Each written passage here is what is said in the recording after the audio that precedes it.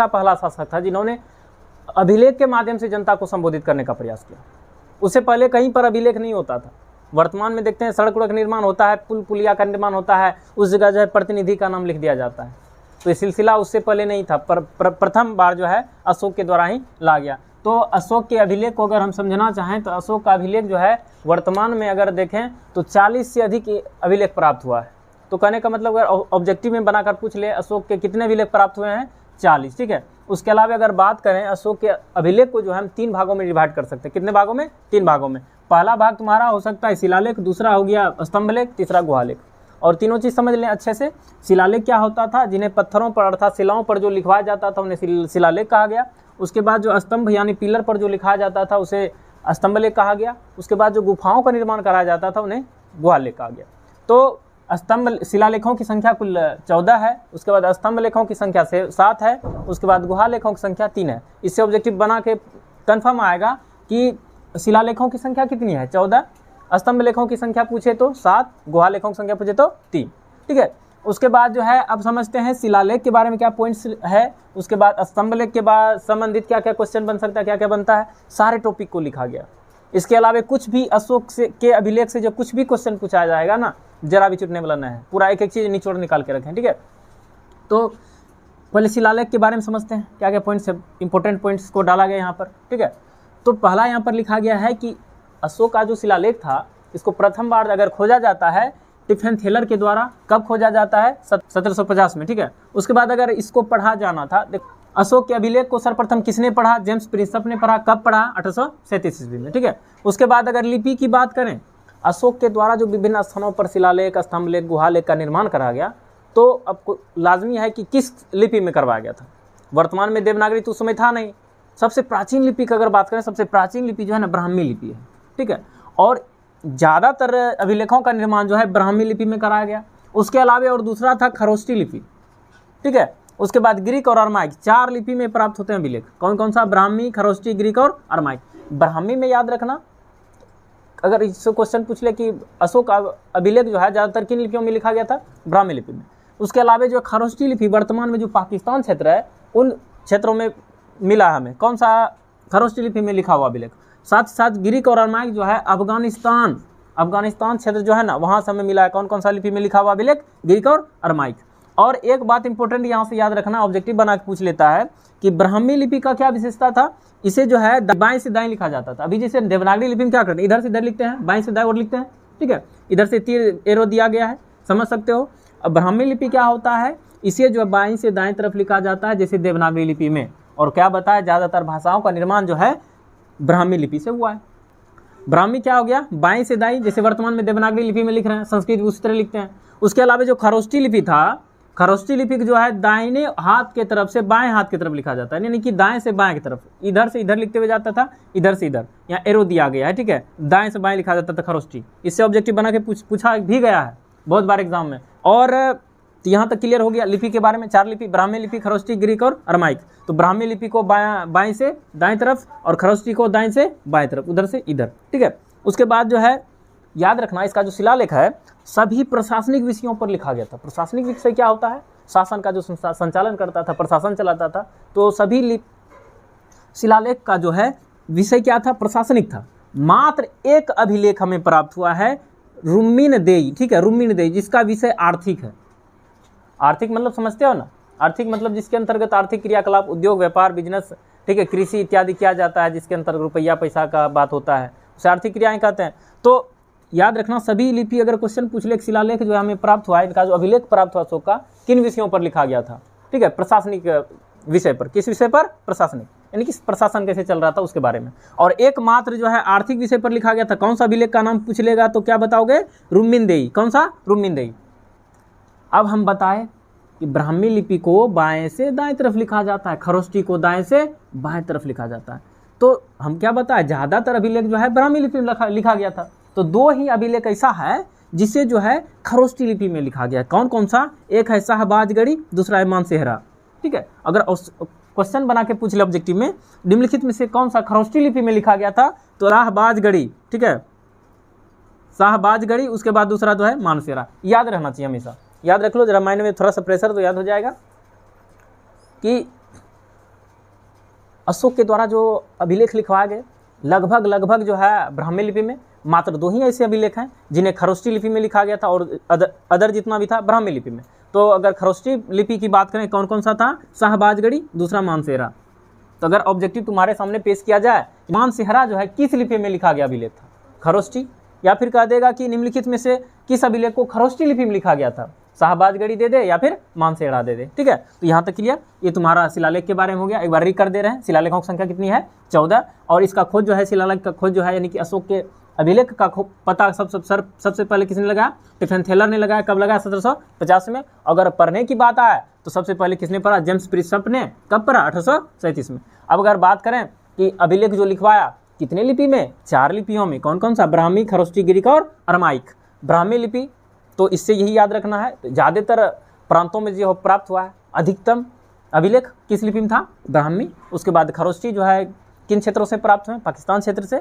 और ग्रीक और अरमाइक की अगर बात आता है तो कहाँ से, अफगानिस्तान क्षेत्र से। ठीक है, और उसके बाद याद रखना ब्राह्मी की क्या विशेषता था, इसे बाएं से दाएं तरफ लिखा जाता है, और खरोष्टी जस्ट इसका अपोजिट, उसको दाएं से बाएं तरफ लिखा जाता है। ठीक है, और सभी अभिलेख जितना भी था उसका विषय क्या था, प्रशासनिक। मात्र एक ही था, रुम्मीदेई, जिसका विषय क्या था, आर्थिक।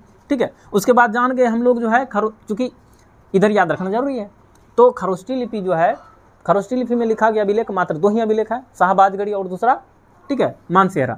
तो याद रखना दोनों चीज़ को। अब आगे बढ़ते हैं, आई होप समझ में आ गया।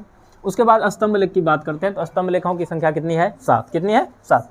और जो है जानते हो, क्वेश्चन भी तुम लोग को पूछा जाता है, भारत का राष्ट्र चिन्ह क्या है, तुम लोग कहते तो अशोक स्तंभ। ठीक है, सुना है सर, अशोक स्तंभ क्या है, एक पिलर है, उस पर जो है शेर बैठा हुआ, 4 शेर है उसमें। ठीक है, लेकिन जब किसी भी एंगल से देखोगे 3 शेर दिखता है। अशोक स्तंभ के बारे में इतना याद रखना है कि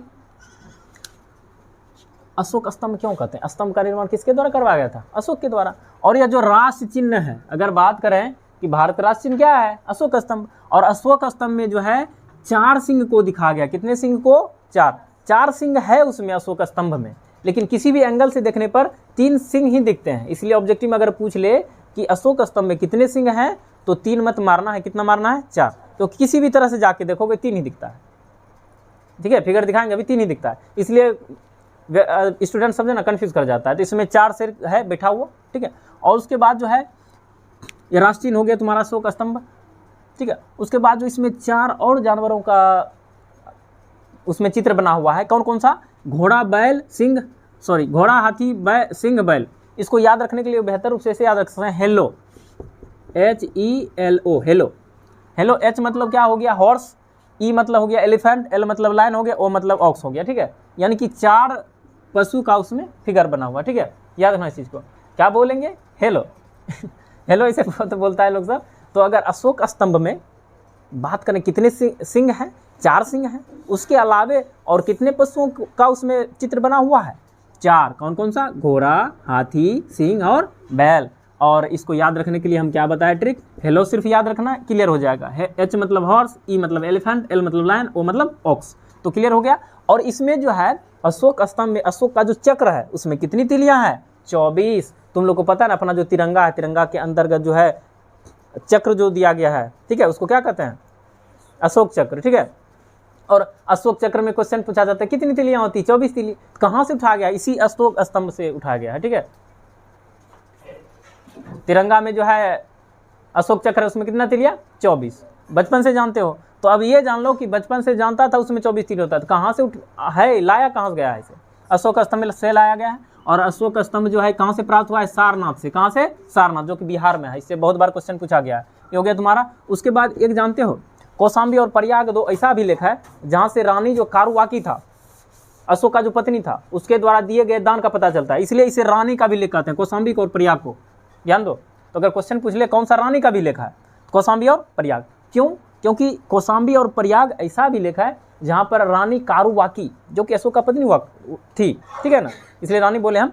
तो कौशाम्बी और प्रयाग ऐसा अभिलेख है जहाँ पर उसकी रानी द्वारा जो है दिए गए दान का पता चलता है। ठीक है, और इसलिए उसे क्या कहते हैं, रानी का अभिलेख।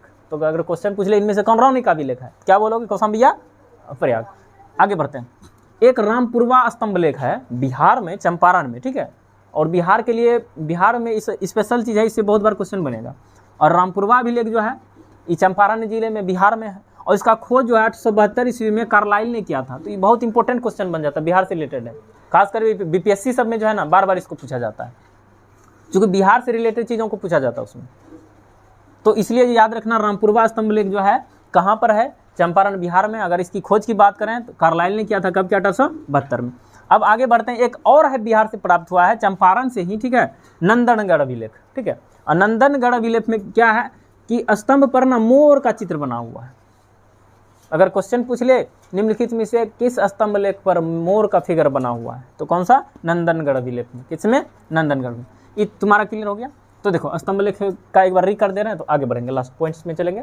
तो स्तंभ लेख में क्या जाने, स्तंभ लेखों की संख्या कितनी है, 7। उसके अलावा हम जाने अशोक स्तंभ जिसको हम लोग कहते हैं, जो हमें सारनाथ से प्राप्त हुआ है, ठीक है। और इसमें जो है 4 सिंह हैं, कितने हैं, 4। इसके अलावे जो है किसका किसका चित्र बना हुआ है, घोड़ा, हाथी, सिंह और बैल। इसको याद रखने के लिए हम बताएं, सिर्फ याद रखना है हेलो, अर्थात H मतलब हॉर्स, E मतलब एलिफेंट, L मतलब लायन, O मतलब ऑक्स। यहाँ तक क्लियर। और इसी को जो राष्ट्र चिन्ह कहा जाता है। और इसमें 24 तीलियों वाला चक्र प्राप्त हुआ है। कहाँ से उठा गया इसे, जो कि तिरंगा के अंदर डाला गया अशोक स्तंभ से। कहाँ से, अशोक स्तंभ से। इसीलिए उसको अशोक चक्र कहते हैं, क्योंकि अशोक का चक्र है, ठीक है, अशोक के स्तंभ लेख से उठाए।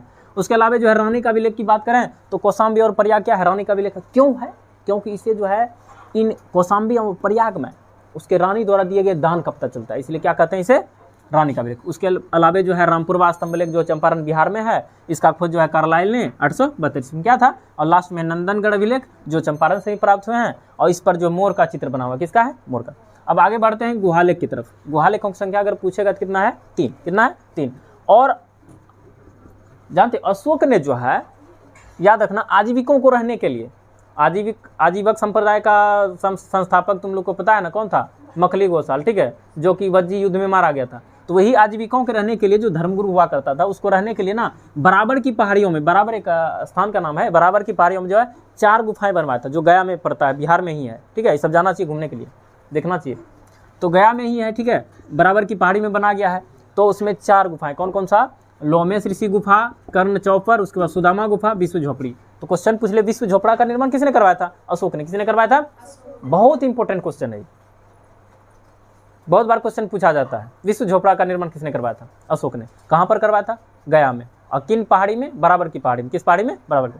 यहाँ तक क्लियर हो गया। उसके अलावा जो है इसका जो पौत्र था, अशोक का जो पौत्र था, यानी कि पोता, ठीक है, दशरथ, उनके द्वारा भी नागार्जुन पहाड़ी जो था ना, वहाँ भी गुफा का निर्माण कराया गया। तो गुहालेख में इतना याद रखना है, इसका संख्या 3।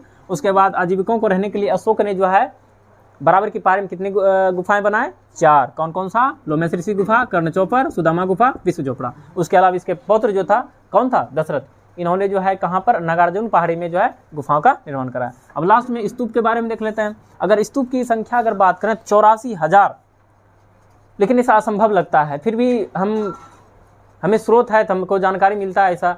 तो अशोक के द्वारा जो है ना स्तूप का निर्माण कितना निर्माण करवाया था, 84,000 स्तूप का। कितना, 84,000 का। आगे आएगा इसे। और इसमें से 2 प्रमुख स्तूप है जो कि जानते हैं, रायसेन जिले में, ठीक है, सांची स्तूप, तो सांची का स्तूप, भरहुत का स्तूप, जो बहुत ही फेमस है, इसे याद रखना है। सांची का स्तूप का निर्माण किसने करवाया था, अशोक के द्वारा करवाया गया था। और स्तूपों की संख्या अगर बात करें, कितना स्तूप का संख्या है, 84,000। कितना है, 84,000। पहला जो शिलालेख है, प्रथम शिलालेख में अशोक के द्वारा जो है पशु बलि की निंदा की गई है। क्या किया गया है, पशु बलि। और तुम लोग को बताए थे, अशोक भारतीय इतिहास का ऐसा पहला शासक हुआ जिन्होंने अभिलेख के माध्यम से जनता को संबोधित करने का प्रयास किया। चौथा अभिलेख में, चतुर्थ अभिलेख में क्या चर्चा है, इसमें जो है युद्ध विजय के स्थान पर धम्म विजय का नीति का चर्चा है। जब अशोक का हृदय परिवर्तन हुआ था, ठीक है, तब क्या करो ने युद्ध छोड़कर क्या करने लगा था, धम्म का प्रचार प्रसार करने लगा था, ठीक है। तो चतुर्थ अभिलेख में जो है, चतुर्थ शिलालेख में क्या चर्चा है, युद्ध स्थान के स्थान पर धम्म विजय का, ठीक है, युद्ध विजय के स्थान पर क्या अपना लिया इन्होंने, धम्म विजय, इसी के बारे में चर्चा है, ठीक है। किस अभिलेख में, चतुर्थ अभिलेख में, ठीक है। और 5वां का बात करें तो 5वां अभिलेख में जो है धम्म महामात्रों की नियुक्ति। पता है ना, अशोक ने धम्म के प्रचार प्रसार के लिए धम्म महामात्रों को नियुक्त किया। तो ऑब्जेक्टिव पूछा जाता है, किसने धम्म महामात्रों को नियुक्त किया, अशोक ने। और उन्हें नियुक्त कर करके विभिन्न देशों में भेजा प्रचार प्रसार के लिए, अपने धम्म के प्रचार के लिए, ठीक है। और श्रीलंका भेजा था अपने ही पुत्र पुत्री को, ठीक है, महेंद्र और संघमित्रा को भेजा था। कहाँ, श्रीलंका। सभी देश में भेजा इन्होंने। तो धम्म महामात्राओं की नियुक्ति का चर्चा जो है 5वें शिलालेख में है, और साथ ही साथ समाज का चर्चा और वर्ण व्यवस्था का, बहुत इंपॉर्टेंट क्वेश्चन है, क्वेश्चन पूछ देगा कि अशोक की किस अभिलेख में वर्ण व्यवस्था की चर्चा है, 5वें अभिलेख में। किसमें? 5वें। तो 5वां हो गया धम्म महामात्राओं की नियुक्ति, समाज और वर्ण व्यवस्था का चर्चा। ठीक है, अब आगे बढ़ते हैं। 7वां 8वां शिलालेख में क्या है? धम्म यात्रा का उल्लेख। किसका है? धम्म। और 9वां शिलालेख का बात करें तो 9वां शिलालेख में क्या? धम्म समारोह की चर्चा। ठीक है, धम्म का जो समारोह हुआ करता, सम्मेलन हुआ करता था, उसका चर्चा है किसके अंतर्गत? 9वां का, याद रखते जाना। 9वां में धम्म समारोह और 7वां 8वां में धम्म यात्रा। ठीक है, यहाँ तक क्लियर? 7वां 8वां धम्म यात्रा और 9वां हो गया तुम्हारा धम्म समारोह। ठीक है, उसके बाद जो 11वां शिलालेख जो है, इसमें धम्म नीति की व्याख्या। क्या है? धम्म नीति। याद रख लेना 7, 8, 9 और 11। 7, 8 जो हो गया तुम्हारा कौन सा, क्या चर्चा है? धम्म यात्रा। उसके बाद जैसे 9वां का बात करें तो 9वां में जो है धर्म सम्मेलन का, धर्म समारोह का। उसके बाद 11वां का बात करें धम्म के नीति का। ठीक है, धम्म के नीति का चर्चा 11वें शिलालेख में। और साथ ही साथ जो 12वां शिलालेख में क्या है, इसमें सर्वधर्म समभाव और स्त्री महामात्राओं की चर्चा। स्त्री महामात्र, पता नहीं, धर्म के प्रचार प्रसार के लिए महामात्राओं को नियुक्त किया। स्त्री का जो चर्चा है, स्त्री धर्म महामात्राओं का, किसके अंतर्गत? 12वां में। और साथ ही साथ सर्वधर्म समभाव, अर्थात इसका मतलब होता है सभी धर्म के साथ समभाव। ठीक है, समभाव का मतलब एक जैसा भाव सभी धर्म के साथ करना, किसी के साथ भेदभाव नहीं करना। ठीक है, और 13वां शिलालेख में क्या है? 13वां शिलालेख में है कलिंग विजय का वर्णन। ठीक है, और हृदय परिवर्तन का वर्णन। देख लो, बहुत ही तगड़ा क्वेश्चन यही है। क्वेश्चन पूछेगा कलिंग विजय का वर्णन अशोक के किस शिलालेख से पता चलता है? 13वां। बहुत ही इंपॉर्टेंट हो गया तुम्हारा 13वां। कौन कौन सा शिलालेख याद करेंगे हम? प्रथम हो गया, चौथा हो गया, 5वां हो गया, 7वां 8वां हो गया, 9वां हो गया, 11वां हो गया, 12वां हो गया, 13वां हो गया। इतना शिलालेख को पढ़ेंगे। पहला हो गया पशु बलि की निंदा। उसके बाद चौथा हो गया युद्ध विजय के स्थान पर धम्म विजय। उसके बाद तुम्हारा हो गया 5वां शिलालेख धम्म महामात्राओं की नियुक्ति, समाज, साथ ही साथ वर्ण व्यवस्था का चर्चा। उसके बाद जैसे 7वां 8वां बढ़ते हैं, धम्म यात्रा का चर्चा है। और 9वां शिलालेख में धम्म समारोह का चर्चा है। और 11वां शिलालेख के अंतर्गत जो है धम्म के नीति का चर्चा है। 12वां शिलालेख में जो है सर्वधर्म समभाव और साथ ही साथ स्त्री महामात्राओं की नियुक्ति, उसकी चर्चा। और 13वां शिलालेख में कलिंग विजय तथा हृदय परिवर्तन। तो एगो याद हो गया तुम्हारा, प्रथम पशु बलि की निंदा है। चौथा में क्या होता है? देखो ध्यान दो, चौथा के अंतर्गत क्या करा इन्होंने? क्रम से सब याद हो जाएगा। चौथा के अंतर्गत जो है युद्ध छोड़कर इन्होंने धम्म के प्रचार प्रसार में लग गया। तो युद्ध विजय के स्थान पर धम्म विजय चौथा। अब 5वां में जैसे जाएंगे, धम्म विजय किसे कैसे करेगा? अब उन्होंने साथी को जमा किया, अकेला तो नहीं होगा। तो देखो चौथा में क्या करा? युद्ध को छोड़ दिया, धर्म को अपना लिया। और धर्म को अपनाने के साथ अकेले कैसे होगा? इसलिए इन्होंने बहुत सारे सहयोगी को चुना, यानी कि महाधम्म मात्राओं को क्या नियुक्ति किया? महाधम्म मात्राओं की नियुक्ति किसमें किया? 5वां में। फिर जो है 7वां 8वां में क्या करता है? उस सब को लेकर यात्रा पर निकल जाता है। ठीक है, तो धम्म यात्रा का चर्चा हो गया 7वां 8वां। और जब यात्रा में निकल गया फिर क्या होता है? सब लोग बैठ के ना समारोह करता, सम्मेलन करता है। जब प्रचार हो गया, प्रसार हो गया, तब सभा होता है। और सभा का चर्चा जो है 9वां शिलालेख में है। सब लोग बैठ के बात विमर्श करता है, इसको हम धम्म समारोह बोलेंगे। और इसका चर्चा 9वां। अब जब समारोह में चर्चा हो रहा है, धम्म समारोह हो गया, उसमें जो धम्म बना, धम्म का जो नीति का चर्चा है 11वां हो गया। ठीक है, और उधर 12वां क्लियर है सर्वधर्म समभाव, और 13वां हो गया कलिंग विजय। याद हुआ?